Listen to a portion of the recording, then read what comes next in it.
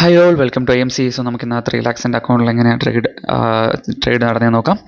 So ഇന്ന് ഞാൻ ആദ്യം എടുത്തത് ഒരു 74,200 പുട്ട് ഓപ്ഷൻ ആയിരുന്നു സെൻസെക്സിൽ. അത് സ്റ്റോപ്പ് ലോസ് അടിച്ചു. സ്റ്റോപ്പ് ലോസ് അടിച്ചതിന് ശേഷം ഇന്നത്തെ ടാർഗറ്റ് ചെറിയ ടാർഗറ്റ് ആയിരുന്നു, 10,000 ടാർഗറ്റായിട്ട് വെച്ചിട്ടുണ്ടായിരുന്നുള്ളൂ. സോ സെക്കൻഡ് ട്രേഡിൽ ആ ലോസ് കവറായി കുറച്ച് പ്രോഫിറ്റ് ആവുകയാണെങ്കിൽ നിർത്താമെന്നാണ് വിചാരിച്ചത്. ബട്ട് ആദ്യം തന്നെ ഇനിഷ്യൽ ഒരു സെക്കൻഡ് ട്രേഡ് എടുത്തപ്പോഴത്തേക്കും ഒരു പ്രോഫിറ്റ് ഒരു 20 to 23 അടുപ്പിച്ച് പ്രോഫിറ്റ് കണ്ടായിരുന്നു. എടുത്ത ഉടനെ തന്നെ സഡൻ ഒരു അപ്വേർഡ് മൊമെൻറ്റം തന്നു.